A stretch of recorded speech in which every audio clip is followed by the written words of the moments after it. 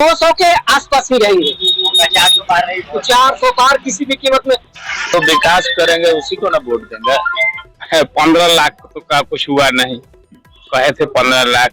कहना है और करने में तो बहुत उनके खोखली है बात। उनके अगेंस्ट आज तक एक धारा ईडी और सीबीआई नहीं लगा पाई और कोर्ट बार बार कह रहा है कि सबूत लाओ सबूत लाओ। 10 साल में कुछ खास नरेंद्र मोदी का विकास नहीं दिख रहा है, वो बिहार में। नमस्कार, मेरा नाम संदीप पटेल है और इस वक्त बिहार में लोकसभा के चुनाव अंतिम दौर में चल रहे हैं। इसी को देखते हुए हम पहुंच चुके हैं पाटलिपुत्र में, जहां पे कुछ स्थानीय लोगों से चर्चा करेंगे और जानेंगे कि क्या कुछ स्थानीय मुद्दे हैं। सबसे पहले अगर देखा जाए तो पाटलिपुत्र में क्या कुछ लोकसभा चुनाव चल रहा है, कैसा क्या माहौल है इस वक्त? चुनाव 1 तारीख को है। 1 तारीख के बाद सोचा जाएगा कि किस पर वोटिंग किया जाए। हाँ, नहीं, 1 ही तारीख को सोचा जाएगा। ये नहीं कहा जा रहा है कि 1 के बाद सोचा जाएगा। 1 ही तारीख को सोचा जाएगा कि किसका वोटिंग गिरेगा और किसका नहीं गिरेगा। अभी हम क्या बोले इसके बारे में विषय में। हम लोग तो सरकार चाह रहे हैं यही कि जो हम लोग को कार्यक्रम सही से करे, जैसे कार्य रोड हो, नाला हो, चाहे विकास हो, चाहे कोई भी कार्य हो जो मेरा संगठन में हो, सामाजिक तौर पर हो, यही सब हम लोग चाहते हैं। और क्या चाहेंगे। बहुत बहुत धन्यवाद। और इन्हीं के साथ हम दूसरे साथियों के पास चलते हैं। जी भैया, इस बार आप अगर चुनाव में वोट डालने आएंगे, वही सवाल है, जब आप अपने प्रत्याशी को चुने, चाहे जिस भी प्रत्याशी को वोट दें, तो उसमें क्या कुछ क्वालिटी देखेंगे कि मैं तभी इस प्रत्याशी को वोट दूंगा जब उसमें ये क्वालिटी? देखिए, सबसे बड़ी मुद्दा है विकास का। जो विकास करेंगे उसी को ना वोट देंगे। अभी महंगाई बहुत चल रहा है, महंगाई के लेके आदमी बहुत परेशान है, इसलिए जो विकास करेंगे उसी को वोट देंगे। मत है, मत वहाँ पे जाए को पता चलता है कि किसी को देना है। और अगर इसके साथ ही अगर स्थानीय मुद्दे की देखा जाए, अगर पाटलिपुत्र की बात करें तो क्या कुछ मुद्दे हैं? अगर विकास की बात करें तो पाटलिपुत्र में क्या कुछ कमी रह गई विकास की पिछले प्रत्याशी के तौर पे, जो अभी पूरी हो सकती है, होनी चाहिए? पाटलिपुत्र में अभी तो बहुत कुछ है, गली नली जो भी है देखे रहे, पूरा अंदर जाइए पूरा खराबे है। जो अंदर का गली है बहुत खराब है। अभी हम लोग विकास घर घर तक नहीं पहुंचा। मैं आपसे जानना चाहूंगा कि इस बार आप अगर वोट डालने जाएंगे तो क्या कुछ आपके मुद्दे रहने वाले? मुद्दे विकास की, महंगाई की, बेरोजगारी की, ये तो कही जा रही है। मुद्दा जो है आरक्षण का है। समाप्त एक वर्ग चाहता है समाप्त हो और दूसरा वर्ग चाहता है जारी है। यही अप्रत्यक्ष रूप से यही सबके दिमाग में चल रहा है, बाकी सब बातें बना रहे हैं। कौन से दावेदार की दावेदारी ज्यादा मजबूत नजर आ रही है इस पाटलिपुत्र? संविधान की बात करें, पाटलिपुत्र की बात करें तो इंडिया गठबंधन की दावेदारी मजबूत हो रही है। और जहां पे मोदी इस वक्त नारे लगा रहे हैं कि अब की बार 400 पार, तो क्या लगता है 400 पार पहुंच पाएगा? 15 लाख तो का कुछ हुआ नहीं, कहे थे 15 लाख। कहना है और करने में तो बहुत उनके खोखली है बात। और यदि अगर इंडिया गठबंधन की बात करें तो उनका सीधा आरोप है कि बीजेपी की अगर सरकार एक और बार आती है तो वो इस बार तानाशाही डिक्टेटरशिप की तरफ जाएगी। तो इस बारे में आपका क्या लगता है, क्या कहना है आप? घोषित इमरजेंसी लागू है, घोषित नहीं हुई है। कोई धारा लगा कर किसी को अंदर कर दो। खास करके जो पीएमएलए एक्ट बना है कि कैंडिडेट को खुद साबित करना है कि मैं अमुक आदमी हूँ कि नहीं, उसको कोई मानने को तैयार नहीं है।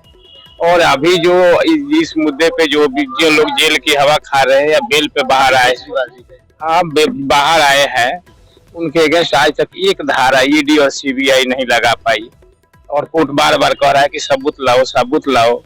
कोई धारा कुछ दिखाओ, कह रहे कि हम अगली बार दिखाएंगे, अगली बार दिखाएंगे, और वो अगली बार करते करते 2-2 साल लोगों को सड़ा रहे। पैसे आजकल सरकार के पास इतने आ रहे हैं, तमाम तरह की अनावश्यक टैक्सें जो वसूली जा रही है। विकास तो कोई करेगा। सड़कें नाली जो बनवाना है पहले ही बनते रहे थे, आज ही बन रहे हैं। ये कोई मुद्दा नहीं है कि सड़क और नाली बनवा दिए तो उसको विकास कहेंगे। विकास तो है जिससे आदमी की भरण पोषण बढ़िया चले, जीवन स्तर ऊंचा उठे, और ये तभी होगा जब रोजगार मिलेगा। आपका एक रोजगार बड़ा मुद्दा रहने वाला है इस बार? रोजगार मेरा नहीं, देश का मुद्दा है। लेकिन यहाँ पे अगर रोजगार की बात करें तो यहाँ पे प्रधानमंत्री जी द्वारा पकौड़े तलने की सलाह दे दी जाती है, तो इसके बारे में आपका क्या कहना है? पकौड़ा तलने और वो तो उनका पकौड़ा तलना है और वो गैस नाले से बनाना, ये तो दोनों जो टेक्नोलॉजी के क्षेत्र में वो जानते हैं कि कैसे पकौड़ा तला जाता है और कैसे गैस की सप्लाई होती है। पर देखा जाए तो चुनावी माहौल में इस बार लोकसभा चुनाव में पाटलिपुत्र का क्या मूड नजर आ रहा है आपको? किसकी तरफ दावेदारी ज्यादा मजबूत नजर आ रही है? आरजेडी की तरफ। और उसकी कोई खास वजह? खास वजह 10 साल में कुछ खास नरेंद्र मोदी का विकास नहीं दिख रहा है, वो बिहार में।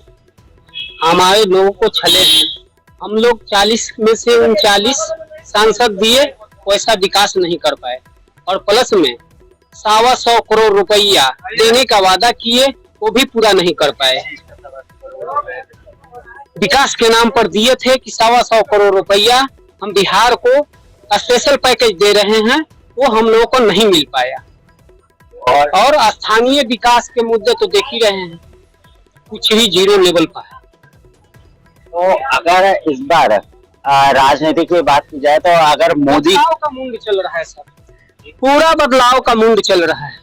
वहीं पे अगर मोदी कहते हैं कि यदि इस बार मोदी सरकार बनती है तो जितने भी गठबंधन वाले हैं एक एक नेता करके खटाखट करके विदेश भाग जाएंगे, तो इस बारे में क्या कहना? लगता है ऐसा समय?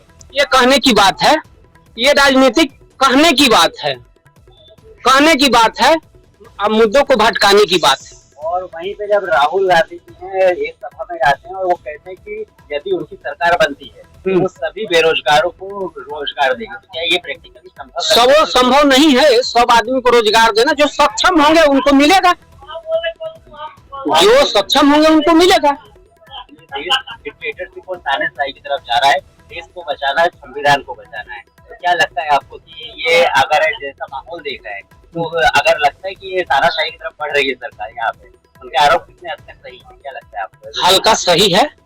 ऐसे जनता होने के नाते आपको क्या लगता है उनके पास सब लगता है? अब देखिए, बिना मतलब के किसी को जेल में डाल देना, हेमंत सोरेन जी हैं, केजरीवाल जी हैं, दो मुख्यमंत्री के चुनाव के संदर्भ में जेल में डाल देना तानाशाही नहीं तो क्या है? आचार संहिता लगा हुआ है, जेल में डाल दीजिए। तानाशाही के वो इशारा करता है। और यहीं पे अगर राशन की बात की जाए तो एक जगह जहाँ पे बीजेपी सरकार 5 किलो अभी तक राशन दे रही है, तो और वहीं पे अगर मल्लिकार्जुन खड़गे हैं जो इंडिया गठबंधन के, तो वो कहते हैं कि यदि गठबंधन की सरकार बनती है तो अब जनता को 10 किलो राशन दिया जाएगा। तो क्या लगता है जनता को ये राशन के नाम पर? राशन तो पहले भी मिलता था, राशन तो पहले भी मिलता था, लेकिन अब बात है फ्री वाला मुद्दा आ गया है। हम 5 किलो देंगे तो वो 10 किलो देंगे, ये तो लुभाने वाली बात हो गई जनता को। बाकी परोक्ष रूप से आपको रोजगार, स्वास्थ्य, जरूरी मुद्दे ये सब होना चाहिए। ये फ्री वाला राशन से क्या मतलब होता है? हम 5 किलो दे रहे हैं तो आप 10 किलो दे रहे हैं। इसी के साथ देश भर में इस वक्त नारे लगाया जा रहा है कि अब की बार 400 पार। तो क्या लगता है? ये नारा है, समझे ना, ये नारा है, पार नहीं है, ये नारा है। तो क्या लगता है कितनी आ जाएगी इस बार की? अभी तो हम कंफर्म नहीं कर सकते कितने के तौर पे कंफर्म तो कोई नहीं बता सकता, जो अंदाजा लगाया जाता है वही 200 के आसपास ही रहेंगे। 400 पार नहीं, 400 पार किसी भी कीमत में। दक्षिण भारत में तो ही गए, अब उत्तर भारत में हाफ है। यूपी ले लीजिए, बिहार ले लीजिए, दिल्ली और पंजाब में तो कुछ है ही नहीं इनका। राजस्थान में आधा, मध्य प्रदेश में आधा, छत्तीसगढ़ में आधा, उड़ीसा में तो है ही नहीं है। बंगाल में आधा। लहर कितनी मजबूत नजर आ रही है? हाफ आधी ले रहा है। हाफ 400 में से आधी। तेजस्वी यादव का हाल में ही बयान था, उन्होंने बताया था कि जब भी वो हिसाब मांगते 5 या 10 साल का, तो ये सीधे जेल में डालने की बात करते, तो हिसाब तो देना पड़ेगा। तो आपको क्या लगता है? ये तो डराने वाली बात हो गई। नहीं, ये तेजस्वी, हाँ, वो डरा रहे, तेजस्वी यादव कह रहे हैं जब हमने 5 साल काम किया तो उसका हिसाब देना चाहिए ना। तो अब अगला को कहिए कि आपकी बार बनेंगे तो जेल में कुछ देंगे, ये तो गलत बात है। आपने काम किया तो रिपोर्ट दिखाइएगा ना कि इतना सालों में हमने इतना काम किया, तब घबरा क्यों रहे हैं भाई? क्या लगता है? ये घबराने हुए हैं, पहले से घबराए हुए हैं, अनाप शनाप बोले जा रहे हैं। घबराहट घबराहट में चिल्लाहट है और कुछ नहीं है।